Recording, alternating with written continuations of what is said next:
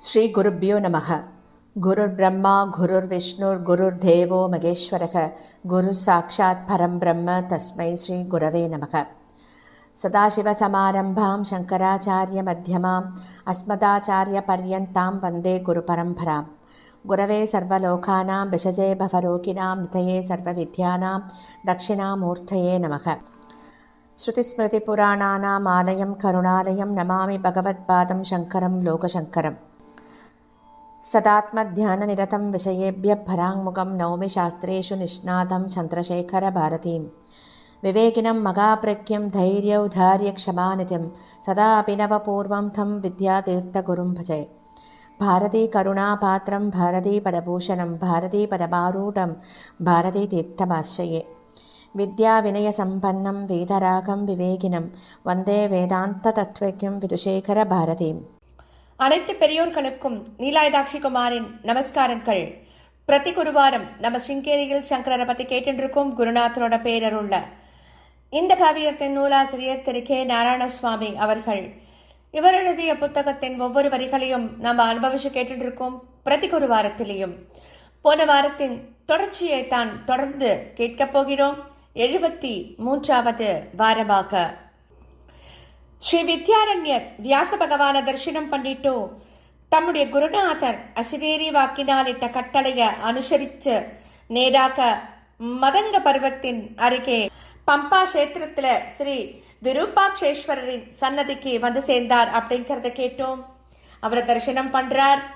ஹே சந்திரமௌலீஸ்வரா, கைலாசபதே, கருணா சாகரா, உன்னை சரணடைந்தேன் அப்படின்னு துதி பாடுறார், ஸ்தோத்திரம் பண்றார். அவருடைய உள்ளத்துல பக்தி பெருக்கெடுத்து ஓடுறது. அதுல அவர் தன்னையே மறக்கிறார். அப்படி அவர் தன்னையே மறக்கும் சமயத்துலதான் அவரது பக்கத்துல இருக்கும் சிருங்கி ஒரு விஷயத்தை நினைவுபடுத்துகிறது. புராண காலங்களிலிருந்து இந்த கஷேத்திரம் 16 முக்கிய கஷேத்திரங்கள்ல ஒன்றாக விளங்கி வந்திருக்கிறதுன்னு ஆரம்பிக்கிறது அந்த சிருங்கி. மிகப்பெரிய விஜயநகரம் என்ற ராஜதானி இக்ஷ்வாகு யது போன்றவர்களின் வம்சத்தினால் இங்கு நிறுவப்பட்டு மகோன்னதமாக ஒரு காலத்துல இருந்திருக்கு. அவர்களுடைய ராஜசிம்மாசனம் இங்கே மண்டல மறைஞ்சிருக்கு. தங்களால் இங்கு மீண்டும் ஒரு பெரிய ராஜதானி ஸ்தாபிக்கப்பட வேண்டும். அந்த சிம்மாசனம் வெளியில கொண்டு வரப்பட வேண்டும். சிறப்பான ராஜ பரம்பரை இங்கு ஆளத் தொடங்க வேண்டும். எனக்கும் நிறைய அன்னம் போஷணமாக கிடைக்க வேண்டும் அப்படின்னு ஞாபகப்படுத்துறது சிருங்கி. ஸ்ரீ வித்யாரண்யர் சிருங்கி பட்டரே, எனக்கு என் குருநாதராலும் வியாச பகவானாலும் இடப்பட்ட உத்தரவும் அப்படித்தான் இருக்கிறது.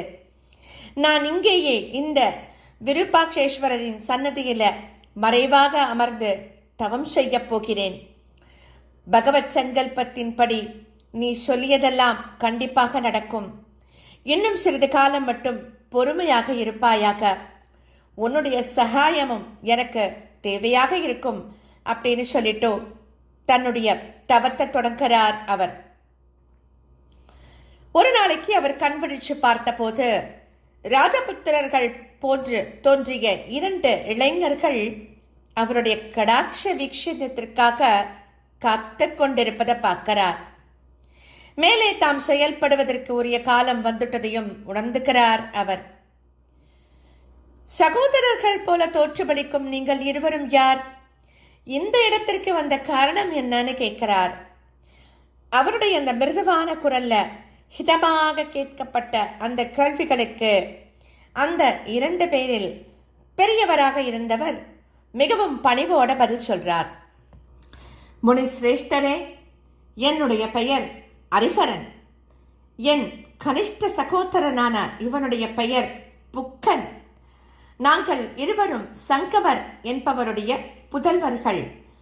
நாங்கள் யாதவ வம்சத்தினர் என்று எங்கள் தந்தை சொல்லுவார். அவர் மங்கள நிலையம் என்கின்ற ஊரில் ஒரு பெரிய சிற்றரசராக இருந்தார். ஆனால் எங்களுக்கு ஒரு பெரிய சாம்ராஜ்யத்தை நிறுவி ஆள வேண்டும் என்கின்ற விருப்பம் சிறுவயது முதலேயே உண்டு. அதை நிறைவேற்றிக் கொள்வதற்காக தந்தையை விட்டு பிரிந்து காகதீய மன்னரான பிரதாபருத்தரிடம் பொக்கிஷ காப்பாளர்களாக தற்காலிக பதவிகள்ல அமர்ந்தோம். அந்த சமயத்தில் வடநாட்டிலிருந்து படையெடுத்து வந்த முகமதிய சுல்தானின் சேனை பிரதாபருத்தரை தோற்கடித்து ஓரங்கல் நகரத்தை கொள்ளை அடித்தது. ஓரங்கல் நகரம் அப்படிங்கிறது ஏகசிலா நகரம். நாங்கள் இருவரும் கைதிகளாக்கப்பட்டு டெல்லிக்கு இழுத்துச் செல்லப்பட்டோம். அங்கே சுல்தானின் வார்த்தைகளுக்கும் கட்டுப்பட்டோம். எங்கள் நேர்மையிலும் வீரத்திலும் அவனுக்கு நம்பிக்கை ஏற்பட்டதால் எங்களை விடுதலை செய்து பெரும் பதவிகளை எல்லாம் கொடுத்து தன்னுடனேயே வைத்துக் கொண்டான். முன்னாலேயே அவனிடம் தோல்வியடைந்திருந்த வல்லாள அரச வம்சத்தினர், அதாவது பல்லாள அரச வம்சத்தினர் படைகளை எல்லாம் சேர்த்துண்டு சுதந்திர பிரகடனம் செய்தனர்.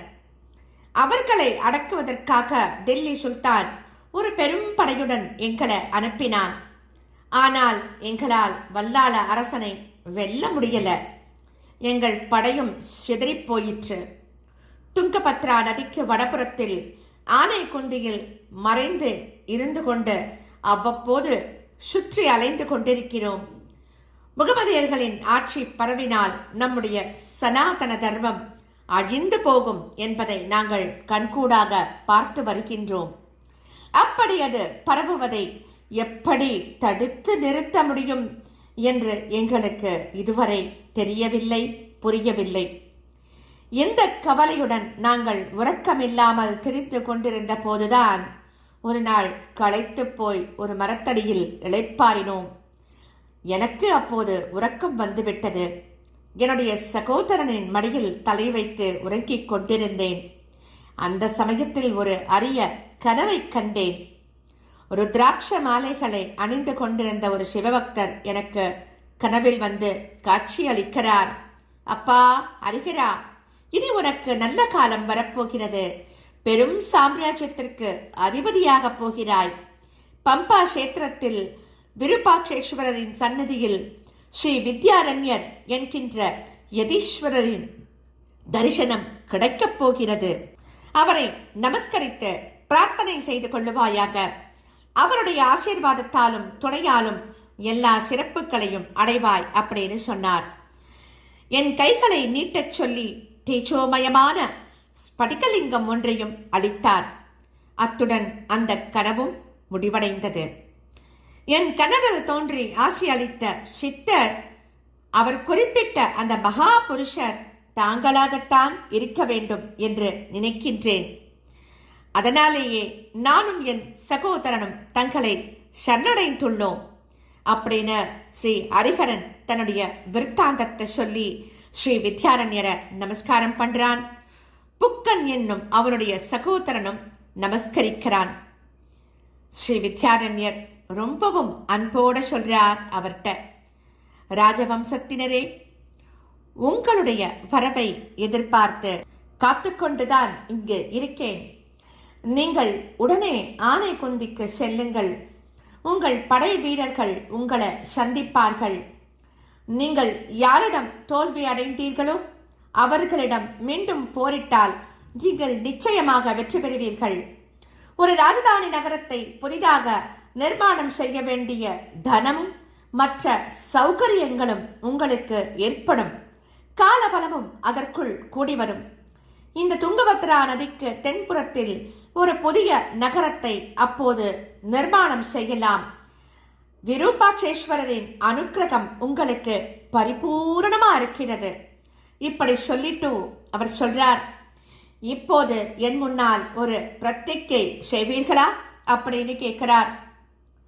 அவ சொல்றா, சகல தேவதா ஸ்வரூபியாக எங்களுக்கு காட்சி அளிக்கும் தாங்களே எங்கள் குருநாதன். எங்களுக்கு தாங்கள் அளிக்கும் உத்தரவு என்ன என்பதை மட்டும் சொல்லுங்கள். அதை நிறைவேற்றுவது எங்களுடைய கடமை அப்படின்னு அந்த இரண்டு சகோதரர்களும் ஒரே குரல்ல உறுதியளிச்சுட்டு நமஸ்காரம் பண்றா. அப்போ அவர் சொல்றார், உங்களுக்கு வேற்று மதத்தினரிடம் ஏற்பட்ட நெருங்கிய சம்சர்க்கத்தினால் நம்முடைய சனாதன தர்மத்தில் ஈடுபாடு குறைந்திருக்கலாம் அல்லவா அப்படின்னு கேட்கிறார். அப்போ அவ பதில் சொல்றா அந்த சகோதரர்கள், பகவானே, எங்களை சந்தேகிக்க வேண்டாம். பலவந்தத்தினால் நாங்கள் அனுஷ்டானங்களை விட்டு மிலேச்சர்கள் போல நடந்து கொண்டிருந்தோம். அதற்காக மிகவும் வருந்துகிறோம். நாங்கள் நம் தர்மத்தை காப்பாற்றுவதற்காகவே ஒரு தர்ம சாம்ராஜ்யத்தை ஸ்தாபிக்க விரும்புகிறோம் அப்படின்னு 2 பேரும் ஒரே குரல்ல சொல்றா. என் குருநாதரும் உங்களைத்தான் சுட்டி காட்டி இருக்கிறார். உங்களுடைய பரம்பரை என்ன என்பதை நினைவுபடுத்திக் கொண்டு நன்கு செயல்படுங்கள். பழைய ராஜசிம்மாசனம் உங்களுக்கு கிடைக்கும் போது என்னிடம் மீண்டும் பாருங்கள். அதுவே காலபலமும் கூடிவிட்டது என்பதற்கு ஒரு அடையாளம் அப்படின்னு சொல்லிட்டு அவளை ஆசீர்வாதம் பண்ணி அனுப்பி வைக்கிறார் ஸ்ரீ வித்யாரண்யர். அவள்லாம் கிளம்பி சென்ற பிறகு அதுவரை நடந்தது எல்லாவற்றையும் யார் கண்ணிலும் படாமல் பார்த்து கொண்டிருந்த அந்த சிறுங்கி மரத்திலிருந்து இறங்கி குருநாதரிடம் வரது. யதி சிரேஷ்டரே, எனக்கு தாங்கள் இடும் கட்டளை என்ன என்பதை தெரிந்து கொள்வதற்காகவே காத்திருக்கிறேன் அப்படின்னு சொல்றது சிறுங்கி. காலத்தை எதிர்த்து நிற்கக்கூடிய ஒரு புதிய விஜயநகரத்தை நிர்மாணம் செய்வதற்கு ஏற்றதாக ஓரிடத்தை தேர்ந்தெடுக்க வேண்டியது உன் பொறுப்பு அப்படின்னு சொல்றார் ஸ்ரீ வித்யாரண்யர். யதி சிரேஷ்டரே, நதிக்கு வடக்கு புறம் உள்ள ஆனையகுந்தியை ராஜதானி நகரமாக விஸ்தரிப்பது என்பது வேண்டாம். இந்த நதியின் வடக்கு புற பிரதேசத்தை விட தென்புறமே வருங்காலத்தில் எதிரிகளிடமிருந்து வரக்கூடிய தொல்லைகளிலிருந்து பாதுகாப்பு உள்ளதாக இருக்கும். அது தவிர தென்புறம் உள்ள ஸ்தலத்தில் ஏதோ ஒரு விசேஷம் இருப்பதை அவர்கள் அறிந்து கொள்ளவில்லை. சில நாட்களுக்கு முன் இவர்களே நதியை கடந்து தென்புறம் வந்து வேட்டையாடினார்கள். இவர்களுடைய வேட்டை நாய்கள் ஒரு முயலை தொடர்ந்து ஓடி வந்தது. ஒரு குறிப்பிட்ட இடத்தை அடைந்தவுடன் அந்த முயல் தன் பயத்தை விட்டு திரும்பி நின்று கொண்டு நாய்களை எதிர்த்தது. அதை கண்டு அந்த பயங்கரமான வேட்டை நாய்கள் பீதியடைந்து திரும்பி ஓடிவிட்டது. அந்த இடத்தில் மையம் அமைத்து புதிய நகரத்தை அமைத்தால் அங்கு அமர்ந்து ஆளுபவர்கள் வீரமுள்ளவர்களாக இருப்பார்கள் என்று நான் அனுமானிக்கிறேன் அப்படின்னு சிங்கி அப்படிங்கிற அந்த பிரம்மராட்சஸ் சொல்றது வித்யாரண்யரிடம். அதை கேட்ட ஸ்ரீ வித்யாரண்யர் மகிழ்ச்சி அடைந்து நல்லது நல்லது அப்படின்னு கொண்டாடுறார். பிறகு அவர் கிரக சஞ்சாரங்களை ஆராய்ந்து தாது வருடம் வைசாக மாதம் சுக்லபக்ஷம், அந்த சுக்லபக்ஷத்தோட சப்தமி, அது மட்டும் இல்லாம அன்னைக்கு மக நட்சத்திரம் கூடிய பானுவாரத்தை புதிய நகர நிர்மாண தொடக்கத்திற்கு உகந்த நாளாக தேர்ந்தெடுக்கிறார். அது ஏடி 1336 வருஷம். அது ஹரிஹராயன் புக்கராயன் ஆகியோரின் பூர்வ சரித்திரத்தை பற்றி வித்யாரண்ய விருத்தாந்தம், வித்யாரண்ய காலஜானம் போன்றவற்றில் சொல்லப்பட்டிருப்பதை அநேகமாக அனுசரித்தே ஸ்ரீ குருவம்ச காவியத்திலும் எழுதப்பட்டிருக்கு. ஆங்காங்கே மன்னர்களின் பெயர்களிலும் நிகழ்ச்சிகளிலும் சிறு சிறு வித்தியாசங்கள் தான் காணப்படுகின்றன. அவற்றையெல்லாம் பொருட்படுத்த வேண்டாம். ஆனால் கௌதி நிரூப விஜயம் அப்படிங்கிற ஒரு பழைய சரித்திர நூலில் இடம் பெற்றிருக்கும் ஒரு நிகழ்ச்சி ரொம்பவும் சுவாரஸ்யமானது மட்டுமில்லாம மிக முக்கியமானதும் கூட. எல்லாத்துக்கும் மேலாக பகவத் சங்கல்பம் என்கின்ற ஒன்று இருக்கிறது அப்படிங்கறத அது நிரூபிக்கிறது. மீண்டும் அடுத்த வாரம் தொடர்ந்து கேட்கலாம். ஸ்ரீ சத்குரு பாகி, ஸ்ரீ சத்குரு பாகி, ஸ்ரீ சத்குரு பாகி.